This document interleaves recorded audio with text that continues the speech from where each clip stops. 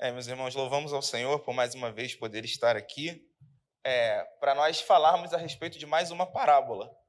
Nós estamos aí no Quintas em Série, falando a respeito das parábolas de Jesus, e hoje nós vamos tratar a respeito de mais uma daquelas parábolas que são muito conhecidas, mas que muitas vezes a gente não dá a devida atenção ou a gente não se dá conta de alguns detalhes importantes. E todos os ensinamentos de Jesus, com certeza, trazem lições muito valiosas para todos nós. Então, eu queria que você abrisse comigo a sua Bíblia no Evangelho escrito por Mateus, capítulo de número 25. Quantos acharam? Digam amém. Amém. Vamos ler do versículo 1 até o versículo 13.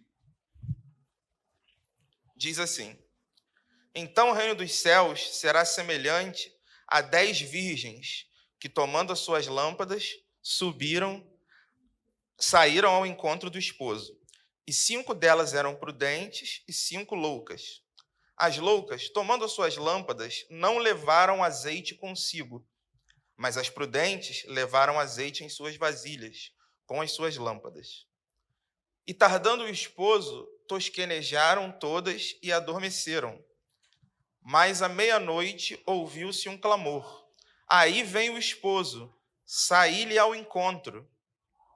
Então todas aquelas virgens se levantaram e prepararam as suas lâmpadas. E as loucas disseram às prudentes: Dai-nos do vosso azeite, porque as nossas lâmpadas se apagam. Mas as prudentes responderam dizendo: Não seja caso que vos falte a nós e a vós. Ide antes aos que vendem e comprai-o para vós. E tendo elas ido comprá-lo, chegou o esposo, e as que estavam preparadas entraram com ele para as bodas, e fechou-se a porta. Repita comigo: e fechou-se a porta. E depois chegaram também as outras virgens, dizendo: Senhor, Senhor, abre-nos a porta. E ele, respondendo, disse: Em verdade vos digo que não vos conheço. Vigiai, pois, porque não sabeis o dia nem a hora em que o Filho do Homem há de vir. Amém. Só até aqui. Nós aqui lemos agora uma parábola que é a parábola conhecida como parábola das 10 virgens.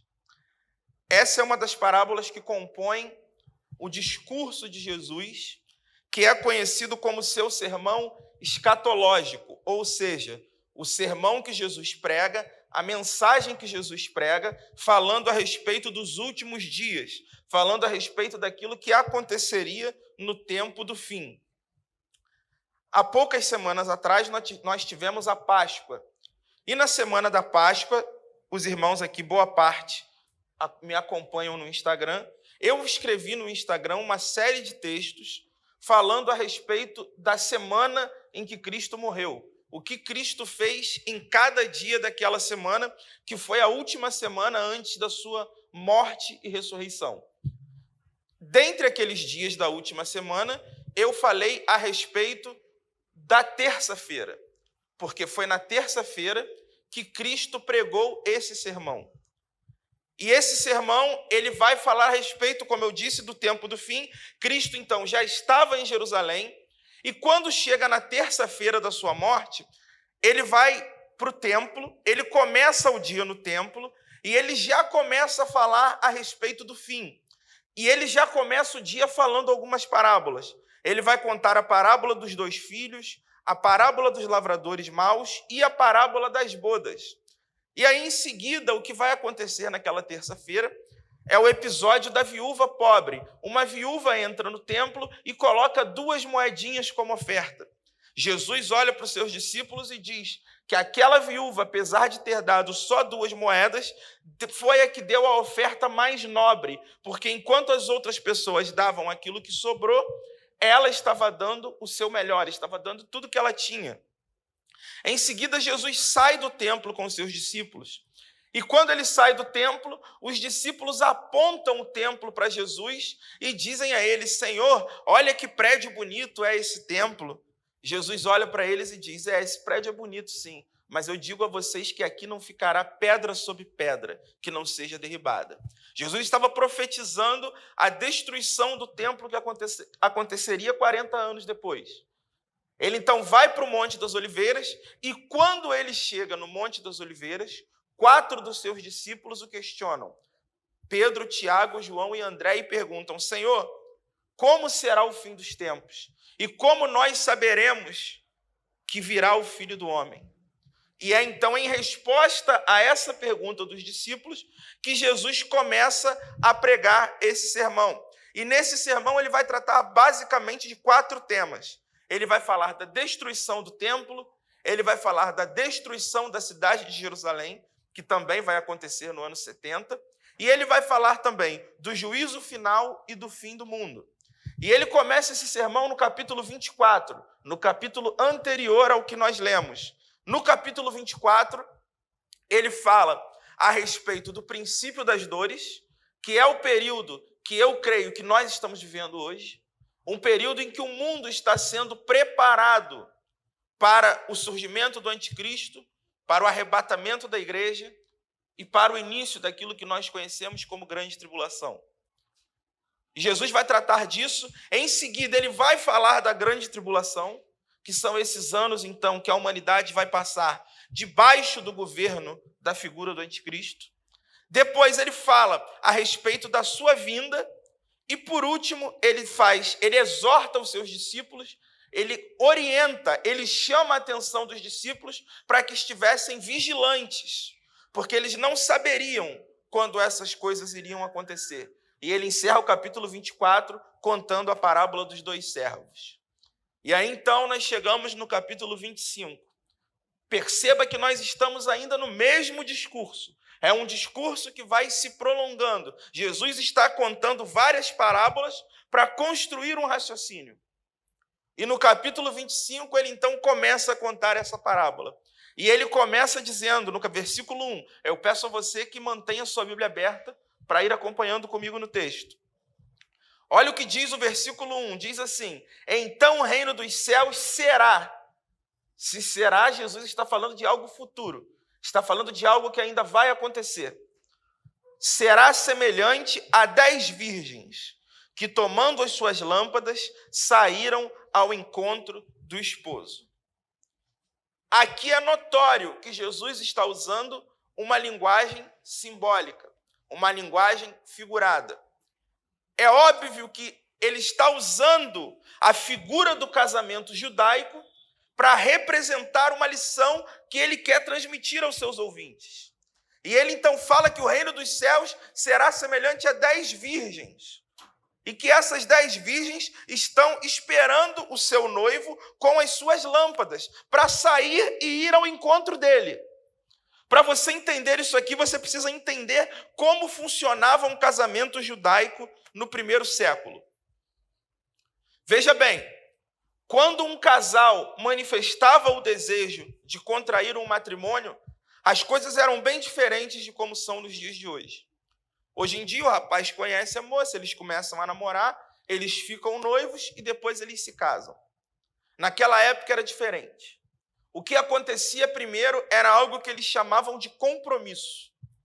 E o que era o compromisso? Os pais do noivo e os pais da noiva faziam um acordo onde eles combinavam que os seus filhos iriam se casar. Portanto, muitas vezes o casamento era marcado sem que os noivos conhecessem um ao outro. Os pais, então, firmavam esse compromisso. Em seguida, era feito o noivado. E o que era o noivado? O noivo ia até a casa da noiva, pagava, então, o dote, o valor referente ao que deveria ser recebido, que o pai estipulava, e eles já firmavam um compromisso.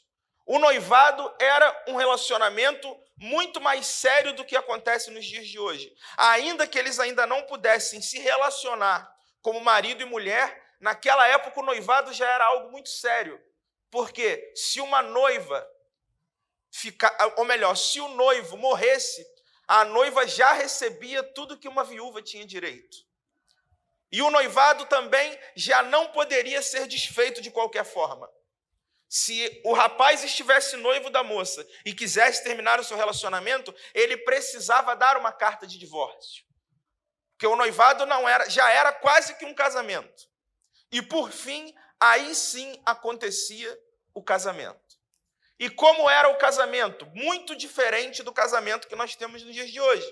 Nos dias de hoje, o casamento funciona da seguinte forma: o noivo chega primeiro no local do casamento e fica esperando a noiva. A noiva, então, entra para encontrar o noivo na igreja, ou no salão de festas, ou onde quer que seja, na praia, enfim. Naquela época era diferente. Naquela época, a noiva ficava em casa esperando o noivo. O noivo saía da sua casa, ia até a casa da noiva, buscava a noiva e levava para a casa dele. E é na casa dele que acontecia a festa de casamento, que poderia durar até 7 dias. Agora perceba, por que é que Jesus usa essa figura de linguagem para ilustrar como será a sua vinda? Eu creio que Jesus aqui está mostrando exatamente como vai se dar a sua vinda. O noivo vem, busca a sua noiva e leva para a casa dele. Da mesma forma que Cristo virá buscar a sua igreja e nos levará num arrebatamento para estar com ele. Da mesma forma que a festa de casamento durava 7 dias, nós ficaremos 7 anos celebrando as bodas do Cordeiro. E depois retornaremos com ele para reinar no milênio. Agora perceba, Jesus está ilustrando isso por meio de uma parábola. E aí, então, ele diz uma informação muito importante. Ele diz que aquelas noivas, acompanhem comigo, versículo de número 2, que 5 daquelas noivas eram prudentes, daquelas virgens eram prudentes, e 5 eram loucas. Quem são essas virgens? Essas virgens eram as chamadas madrinhas de casamento, que nós temos até hoje. A diferença é que as virgens ficavam na casa da noiva esperando o noivo vir buscá-la. Então elas ficavam ali auxiliando a noiva, acalmando a noiva, enquanto o noivo não vinha. E quando o noivo chegava, eles então iam numa espécie de procissão até a casa do noivo, onde aconteceria a festa. Jesus, então, informa que nessa história que ele está contando, das 10, e por que eram 10? Porque no judaísmo, qualquer ato solene precisava ter pelo menos 10 testemunhas. Então, se você fosse circuncidar uma criança, você precisava de 10 testemunhas. Se você fosse fazer qualquer cerimônia solene, eram necessárias 10 testemunhas. A prova disso está no livro de Ruth. Quando ela vai se casar com Boaz, você pode conferir isso lá no capítulo 4, versículo 2, Boaz convoca 10 testemunhas para estarem no casamento deles. Então aquelas 10 virgens estão ali esperando o noivo. E Jesus dá uma informação. Diz que 5 eram loucas e 5 eram prudentes. Perceba que as 10 são virgens. Perceba que as 10 estão esperando o noivo. Mas há uma diferença importante. 5 são prudentes e 5 são loucas. O que significa ser prudente? A palavra prudente significa aquele que se prepara por antecipação. Cristo disse que nós deveríamos ser prudentes, assim como essas virgens. Ser prudente é se preparar por antecipação. Aqui nós estamos falando de um contexto escatológico. Nós estamos falando da volta do Senhor Jesus para buscar a sua igreja. Se nós estamos falando de um contexto escatológico e Jesus está dizendo que nós devemos ser prudentes, significa que nós devemos nos preparar antes que Jesus venha buscar a sua igreja. Significa que louco é aquele que vive de forma inconsequente. É aquele que vive sem pensar no seu amanhã. Louco é aquele que diz crer em Jesus, mas vive como se Jesus não fosse voltar. Um teólogo brasileiro muito conhecido, reverendo Augusto Nicodemos, ele escreveu um livro muito interessante onde ele diz que esse livro se chama Ateísmo Cristão. E ele fala que existem muitos cristãos ateus. Parece contraditório. Como é que pode alguém ser cristão e ateu ao mesmo tempo? O cristão ateu é aquele cristão que crê que Jesus existe, mas vive como se ele não existisse. Você é cristão na teoria, mas é ateu na prática. E quantas vezes nós temos visto pessoas que vivem dessa forma? Você até vem para a igreja na quinta-feira, vem para a igreja no domingo, louva ao Senhor aqui você sente a presença de Deus, mas lá fora você vive como se Cristo não fosse voltar. Você vive a sua vida sem pensar nos pecados que você comete, sem pensar em arrependimento e, acima de tudo, sem pensar em manter o óleo na sua lâmpada. Mas nós vamos chegar lá. Versículo de número 3. As loucas, tomando as suas lâmpadas, não levaram azeite consigo. Perceba, quando você lê o texto falando de lâmpada, você não pode pensar numa lâmpada como essa que nós vemos hoje em dia, né? Porque essa lâmpada foi inventada por Thomas Edison séculos depois desse texto que nós estamos lendo. Quando nós falamos de lâmpada, no contexto de Jesus aqui, ele está falando de uma espécie de tocha, e que precisava ser sempre molhada com óleo, borrifada de óleo, para que o fogo se mantivesse aceso.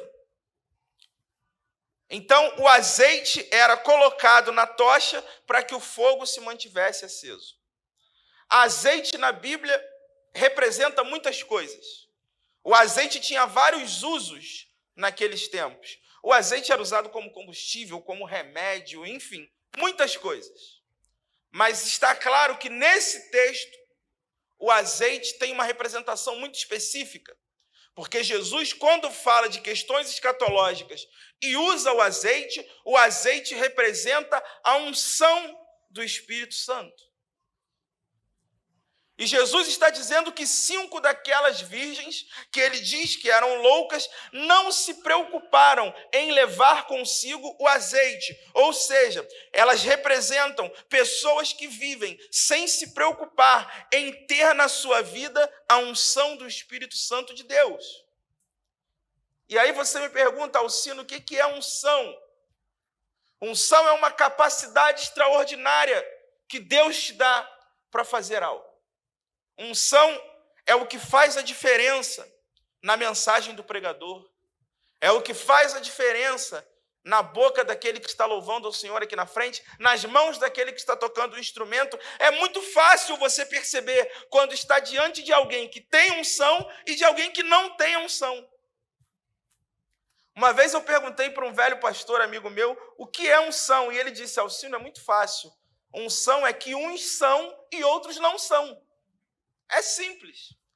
E é muito fácil você identificar quando está diante de alguém que tem a unção de Deus e alguém que não tem. E a Bíblia diz que nós devemos buscar isso para as nossas vidas.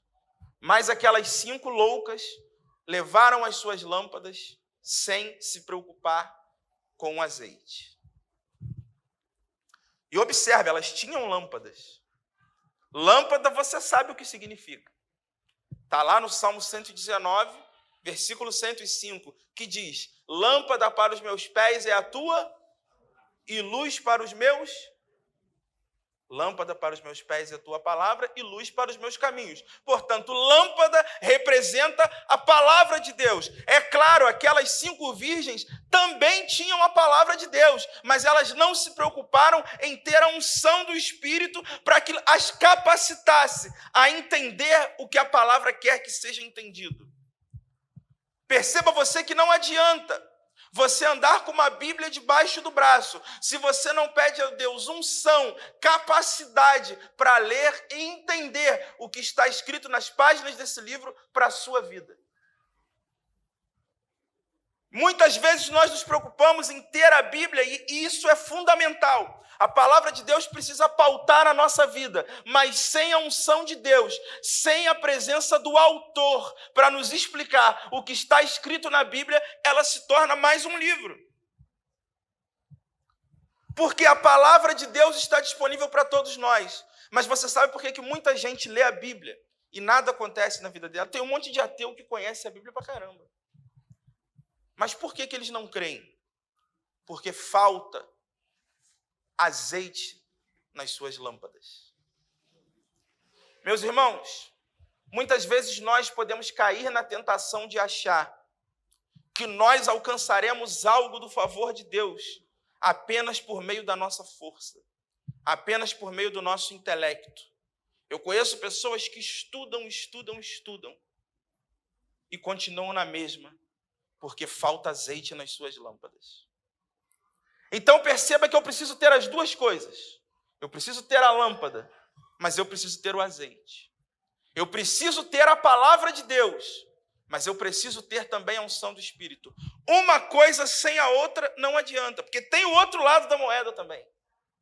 Tem gente que busca muita unção, mas quando chega a hora da palavra, se puder, vai até embora. Por que isso acontece? Porque tem azeite, mas não tem lâmpada.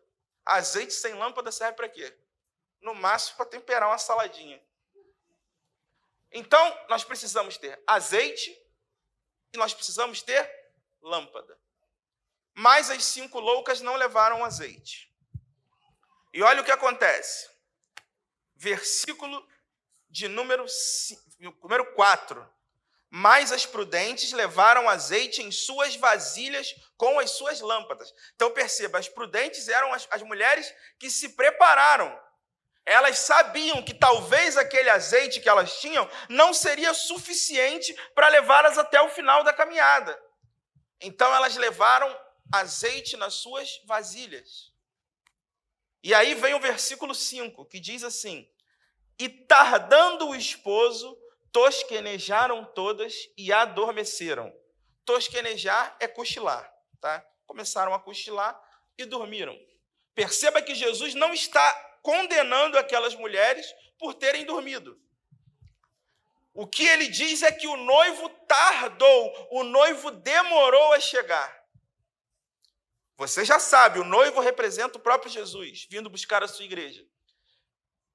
E já fazem 2000 anos que essa parábola foi contada.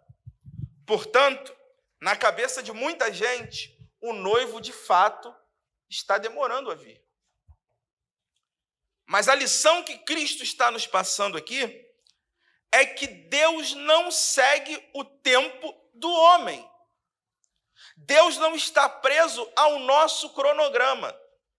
Eu conheço muita gente que diz assim: olha, eu já tenho 60, 70 anos e desde que eu nasci eu escuto essa história que Jesus vai voltar. E ele não volta nunca. Será que ele volta mesmo? Mas o texto está nos avisando que o noivo tardaria. Mas ele volta. Uma hora ele chega. E eu tenho a impressão, com base no que a Bíblia diz, que esse momento está cada vez mais perto. Portanto, nós precisamos colocar azeite nas nossas lâmpadas. O texto diz que o noivo tardou, mas ele chegou.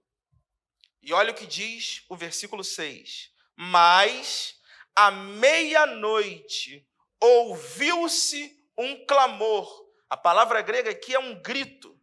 Ouviu-se um grito. Aí veio o esposo, saí-lhe ao encontro. O texto diz que à meia-noite ouviu-se um clamor, ouviu-se um grito. Meia-noite aqui representa algo. Não é que Jesus vai voltar à meia-noite, como tem gente dizendo por aí. Então, se der 00:01, você pode ficar tranquilo que hoje ele não vem mais. Não é essa a ideia do texto. Porque Jesus fala de meia-noite no sentido de que é uma hora em que as pessoas não estão esperando, as pessoas não estão atentas. Porque meia-noite as pessoas estão fazendo o quê? Dormindo. A não ser que você tenha problema de insônia igual a mim. Se você não tiver meia-noite, o certo é você estar dormindo. O normal é você estar dormindo. Então, meia-noite é um momento em que as pessoas não estão alertas, as pessoas estão vulneráveis, porque dormir é um ato de vulnerabilidade. Quando eu durmo, eu fico vulnerável.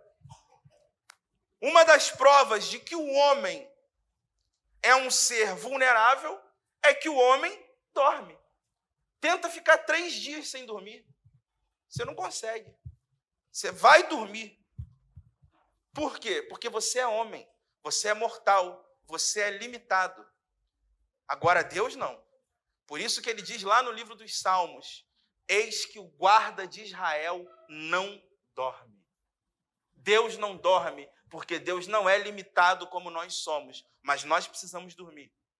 E Jesus está dizendo que no momento de desatenção, no momento de vulnerabilidade, no momento que ninguém espera, ouve-se um grito. Aí vem o esposo, sair-lhe ao encontro. Meus irmãos, isso aqui é algo muito sério.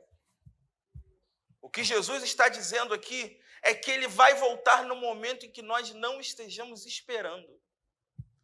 E da mesma forma como aquelas mulheres ouviram um grito, nós ouviremos também um som, como de uma trombeta, que tocará, e então nós subiremos aos ares para nos encontrarmos com o nosso noivo. Mas é importante você saber que isso vai acontecer no momento em que você não espera.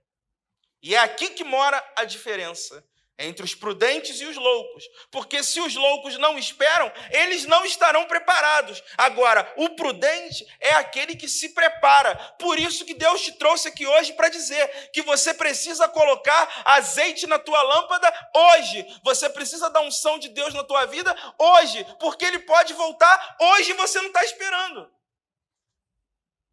A gente pensa sempre na volta de Jesus como algo para amanhã. A gente canta Maranata, mas a gente, no fundo, a gente pensa, Senhor, espera mais um pouquinho. Senhor, deixa pelo menos eu casar.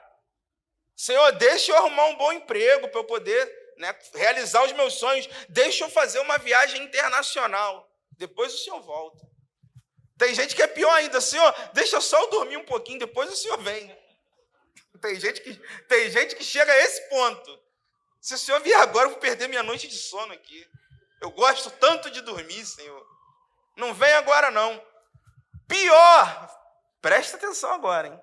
Tem gente que diz assim, Senhor, não vem agora, não. Deixa eu ir para o culto primeiro.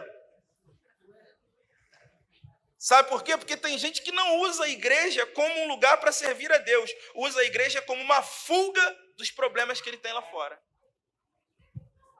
E aí é um problema. Porque aqui é um lugar que você vem para adorar ao Senhor. Aqui não é um lugar que você vem para se esconder das coisas que estão acontecendo lá fora. Mas tem muita gente que faz isso. Mas essa noite você precisa resolver essas questões na sua vida. E entender qual é o teu papel na casa do Senhor. E ouviu-se um grito à meia-noite. Aí vem o esposo, saí-lhe ao encontro. E olha o que vai acontecer. Versículo 7. Então todas aquelas virgens se levantaram e prepararam as suas lâmpadas. Perceba, tanto as prudentes quanto as loucas queriam encontrar o noivo. Portanto, aqui não tem ninguém que não é crente, não. Todo mundo aqui quer encontrar o noivo. Jesus está falando para 4 discípulos dele, 4 apóstolos, 4 membros do seu colégio apostólico. Ele escolheu 12. 1/3 está aqui. Pedro, Tiago, João e André. E ele diz que aquelas virgens todas se levantaram para encontrar o noivo. Portanto, são pessoas que querem encontrar o noivo. São pessoas que querem encontrar o Senhor Jesus. Mas olha o que vai acontecer. Versículo 8. E as loucas disseram às prudentes, dai-nos do vosso azeite, porque as nossas lâmpadas se apagam. Agora o negócio pegou. Agora ficou estreita a situação. Porque as loucas olham para as prudentes e dizem, me dá um pouquinho do azeite de vocês, porque o nosso acabou e as lâmpadas estão se apagando. Perceba que antes do noivo vir, elas não estavam nem ligando. Não estavam nem aí. Mas quando ouvem falar que o noivo chegou, aí elas olham para as suas lâmpadas e percebem que as lâmpadas estão apagando. E por que que elas só percebem quando o noivo chega? Porque o momento da chegada do noivo é que revela quem tem azeite suficiente na sua lâmpada. Enquanto Jesus não volta, está todo mundo vivendo a sua vida como se nada tivesse acontecendo. Agora, quando ele voltar, quando ouvir o som da trombeta, é que muita gente vai olhar para a sua vida e vai perceber que não tinha o Espírito Santo nela. Só que aí é tarde. E aí elas olham para as prudentes e dizem assim: me dá um pouquinho do seu azeite para eu poder botar aqui na minha lâmpada e ir para a casa do noivo também. Elas estão pedindo o azeite de outra pessoa. Meus irmãos, nós não podemos viver na dependência da unção que Deus deu para outra pessoa. Ou você busca o Espírito Santo na sua vida, ou você não tem, porque você não pode viver baseado, amparado na unção de outro. Hoje existem homens nas igrejas que pegam os seus rebanhos e colocam os seus rebanhos totalmente dependentes deles. Então é assim, olha, se o fulano de tal não estiver na igreja, eu nem vou. Porque não vai ter unção hoje. Se não tiver o fulano lá que bota a mão em mim e eu sou curado, eu nem vou. Mas vem cá, você serve a Jesus ou ao fulano lá que bota a mão em você? E muitas vezes nós baseamos a nossa experiência cristã na experiência do outro. A gente quer o óleo da lâmpada do outro. Mas Jesus está nos dizendo hoje que Ele tem óleo para a tua lâmpada. Ele quer ter uma experiência pessoal contigo. Ele não quer que você fique dependendo de A, B ou C para viver aquilo que Ele tem para você. Não, é a sua lâmpada que tem que ter azeite. Você não tem que depender da lâmpada de outro. A gente vem aqui para comungar. No momento da comunhão é quando todas as lâmpadas se reúnem e brilha a glória de Deus por meio de nós. Mas você precisa brilhar lá fora. E para você brilhar lá fora, não é com a minha lâmpada, é com a sua. Então você não pode se apoiar em mim. Você não pode se apoiar nos pastores aqui da igreja. Você precisa viver uma experiência real com Deus. E o texto diz, versículo 9: mas as prudentes responderam dizendo: não seja caso que nos falte a vós e a nós. Ide antes aos que vendem e comprai para vós. O que as prudentes estão dizendo é o seguinte: se eu te der o meu, vai faltar para mim também. Então você vai lá comprar. Vai comprar, pô. Por que você não viu isso antes? Se eu te der o meu, eu fico sem. Por quê? Porque o que Deus tem para mim, não é para você. O que Deus tem para você, é para você, não é para mim. Então eu não posso tirar de mim para te dar. Porque é comigo. E o que é para você, é para você. Portanto, você não pode viver baseado na minha experiência. Você tem que buscar a sua experiência com Deus. E elas se negam a dar o azeite. E olha o que vai acontecer, versículo 10. E tendo elas ido comprá-lo, chegou o esposo, e as que estavam preparadas entraram com ele para as bodas. E fechou-se a porta. Sabe qual é o problema de muita gente? É que elas querem comprar o azeite na última hora. Deixa eu dizer uma coisa, meu irmão. A unção do Espírito Santo sobre a tua vida, o azeite que Deus quer derramar sobre você, é algo que você não pode comprar. Tem muita gente querendo comprar a unção de Deus. E não é só com dinheiro, não. Não é só com dinheiro. Infelizmente, ainda tem muita gente achando que vai entrar no céu pelas coisas que Ele faz. É importante você colocar na sua cabeça que a salvação é única e exclusivamente pela graça. Nada que você faz pode te levar para o céu. Nada. Ah, mas eu sirvo a Deus todo dia, eu faço. Se a tua vida não estiver diante de Deus, você vai trabalhar todo dia na igreja, você vai fazer o melhor que você puder com as tuas mãos aqui, e naquele dia a porta vai fechar e você vai ficar do lado de fora. Porque não é pelo que você faz, Mateus 7, do 21 ao 23, Jesus diz: mas muitos me dirão naquele dia: Senhor, em teu nome nós expulsamos demônios, nós curamos os enfermos, operamos muitas maravilhas. Olha, operação de maravilha é algo sério. Operação de maravilha é mandar descer fogo do céu e o fogo descer. E Jesus responde dizendo: nunca vos conheci. Apartai-vos de mim, vós que praticais a iniquidade. Você não pode usar aquilo que você faz para Deus como desculpa para mascarar o teu pecado.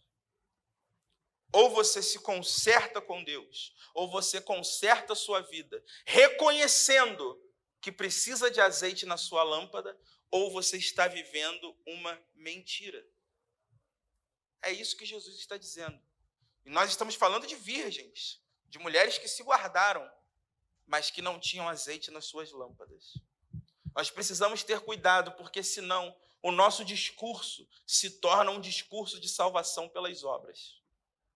Nada que eu faça me torna digno do céu.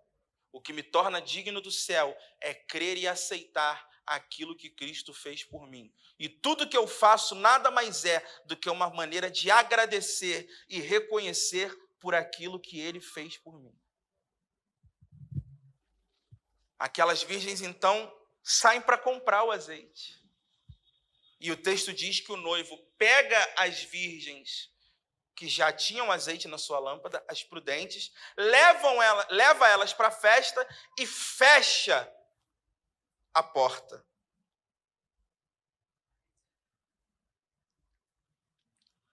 Aqui há uma lição que muitas vezes a gente esquece, principalmente nos dias de hoje, que o evangelho que vem sendo pregado é o evangelho do coach, né? Que Deus é maravilhoso. Né? Você pode fazer o que você quiser. Eu falei isso na outra, mas vou falar de novo. Tem gente que prega aí que você pode fazer o que você quiser, né? Porque a gente até estava falando ontem no seminário, você é o ponto fraco de Deus. Né? Você pode fazer, Jesus vai te botar no colinho dele, meu filhinho lindinho, bichinho de Jacó. Você é lindo, faz o que você quiser, meu filhinho. Porque no final, Jesusinho vai dar na sua boquinha comidinha. Mas o texto diz que ele entrou e fechou a porta. Você precisa entender que o evangelho é uma mensagem que aponta para uma porta que vai se fechar. O caminho é estreito, mas Jesus disse: eu sou a porta. Só que essa porta vai fechar. Portanto, nós não podemos encarar o evangelho como oba-oba. Nós não podemos encarar o evangelho como uma festinha. Eu vou para a igreja hoje que vai ter uma festinha lá. Não, o evangelho é uma porta que vai fechar. E se a tua vida não estiver diante do altar, você vai ficar do lado de fora. E as pessoas não dizem isso mais em muitos lugares por aí, porque isso daí não dá audiência. Isso aí não aumenta a arrecadação. Só que Jesus não está preocupado com nada disso. Jesus está preocupado em te avisar que a porta vai fechar um dia. E se você não consertar a tua vida, se você não colocar azeite na tua lâmpada, não adianta quando ele chegar você querer sair correndo para comprar, porque azeite de Deus não se compra. A porta fechou. Versículo de número 11. E depois chegaram também as outras virgens, dizendo: Senhor, Senhor, abre-nos a porta. Meus irmãos, imagine como vai ser quando Cristo vier buscar a sua igreja. Imagine o desespero daqueles que ficarem, clamando: Senhor, me dá mais uma chance. Senhor, me leva também. Abre a porta para eu entrar, Senhor. Meu irmão, coloca azeite na tua lâmpada hoje. Faz o teste quando chegar em casa. Abre lá os sites de notícias e vê o que está acontecendo no mundo. Só não enxerga quem não quer. Os sinais se cumprem a cada dia. Cristo está às portas de vir buscar a sua igreja. É tempo de colocarmos azeite nas nossas lâmpadas. É tempo de buscarmos o Espírito Santo nas nossas vidas. O Evangelho não é uma doutrina que serve apenas para aquilo que é natural. Viver o Evangelho é viver também no sobrenatural. E para isso, você precisa do azeite. Você precisa do Espírito Santo na sua vida. O Espírito Santo vem sendo cada vez mais negligenciado. Fala-se muito em alguns lugares de um Deus que é rigoroso, que está pronto a punir você se você não seguir as regras. Em outros lugares, fala-se muito de um Jesus que está disposto a te salvar do jeito que você é. Mas pouco se fala do Espírito Santo que pega quem você é e transforma numa nova criatura. Talvez você me diga, Alcino, eu vim para a igreja, Jesus disse, vinde como estais. É verdade, mas você precisa do Espírito Santo para deixar de ser quem você é e se tornar uma nova criatura. Você precisa do Espírito Santo para não se conformar em viver a vida que você tem vivido. Deus prometeu muitas coisas para a sua igreja, mas a igreja não usufrui, porque não busca o Espírito Santo na sua vida. Não busca colocar azeite nas suas lâmpadas. Qual foi a última vez que você parou para fazer uma oração sincera diante de Deus? Qual foi a última vez que você entrou por essas portas e louvou ao Senhor de todo o teu coração? Qual foi a última vez que você olhou para os problemas da sua vida e olhou e disse assim, os meus problemas são difíceis, a prova está grande, mas eu tenho o Espírito Santo que me sustenta, eu não vou olhar para trás, eu não vou esmorecer, porque o meu Deus é maior do que as minhas lutas. Qual foi a última vez que você pôde olhar para alguém que perdeu alguém querido para a Covid-19 e dizer assim, o Espírito Santo que está em mim pode consolar você? Nós não buscamos isso, meus irmãos. Nós precisamos de azeite nas nossas lâmpadas. O mundo lá fora está desesperado, clamando por pessoas que tenham azeite nas suas lâmpadas. O mundo lá fora está desesperado. Todo dia, eu particularmente tenho até evitado entrar no Facebook. Porque eu abro o meu Facebook e o que eu encontro é mensagem de luto para todo lado. Todo dia que eu abro o Facebook, pelo menos, eu não estou exagerando, eu já mostrei isso para pessoas aqui. Todo dia eu abro o meu Facebook, pelo menos de cara, são 5 posts de alguém que morreu. Todos os dias. E o que é que nós precisamos hoje? Nós precisamos do Espírito Santo, porque é Ele que Jesus diz que é o Consolador. É aquele que consola. Deus é o Deus que cura, mas Ele também é o Deus que, quando não cura, consola. Deus é o Deus que pode, sim, curar qualquer pessoa de qualquer doença, inclusive da Covid. Mas Ele é o Deus também que, se não curar, Ele vai consolar e vai dizer, morreu, mas você está firme para cumprir os meus propósitos. Paulo, quando escreveu a sua última carta a Timóteo, ele foi falando ali no último capítulo daquela carta várias coisas. Foi falando de várias pessoas. Falou de Lucas, ele disse, só Lucas está comigo. Todo mundo abandonou Paulo. Lucas está comigo. Paulo está escrevendo as suas últimas palavras antes de ir para o patíbulo ter a sua cabeça cortada pela espada. E Paulo diz, só Lucas está comigo. O outro, Alexandre Latueiro, me causou muitos males, mas o Senhor lhe pagará. E aí, num determinado momento, ele diz assim, de um cara chamado Trófimo, e ele diz assim, ó, deixei Trófimo doente em Mileto. Mas você é o apóstolo Paulo. Como é que você, no seu último dia de vida, diz, no seu último dia não, na sua última carta, como é que você diz que deixou um homem doente? Pois é, ficou doente. Porque o Espírito Santo cura, mas se ele não curar, ele consola e ele fortalece.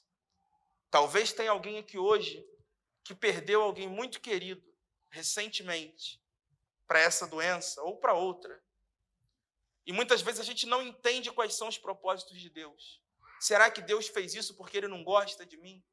Será que Deus levou o fulano, o ciclano, porque ele não ouve a minha oração? Será que Deus fez isso porque ele não ouve, não atenta ao meu clamor? E Deus está dizendo para você, não, eu estou aqui para te consolar, para enxugar as suas lágrimas e para dizer, continua, põe azeite na tua lâmpada, porque ainda tem muita coisa para você fazer.